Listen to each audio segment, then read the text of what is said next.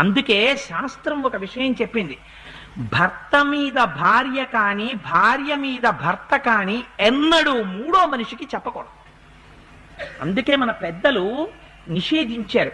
ఇవాళ మన దౌర్భాగ్యం కొద్దీ చెప్పేవాడు లేడు, కానీ పూర్వం ఆడపిల్లకి పెళ్లి చేస్తే తల్లిదండ్రులు దగ్గర కూర్చోపెట్టుకుని, అమ్మా అత్యంత ఉపద్రవం ఏదో తెలుసా, ఎన్నడూ నీ భర్త గురించి నువ్వు ఇంకొక మనిషి దగ్గర మాట్లాడకూడదు. ఆ భర్తకెవరు చెప్తారు మరి? ఆ పిల్లవాడి తల్లిదండ్రులు చెప్పాలి. నీ భార్య మీద ఎన్నడూ మేము నేరం నీ దగ్గర వినకూడదు, మేం కాదు వేరొకరు వినకూడదు. దంపతుల మధ్య తీర్పు చెప్పేటటువంటి దౌర్భాగ్యపు రోజు ఈ దేశంలో రాకూడదు. ఎన్నడూ దంపతుల కలహం అన్న దాంట్లో మూడో వాడు జోక్యం చేసుకోకూడదు. అది వాళ్ళిద్దరి మధ్య, వాళ్ళిద్దరే కలిసిపోవాలి, అంతే.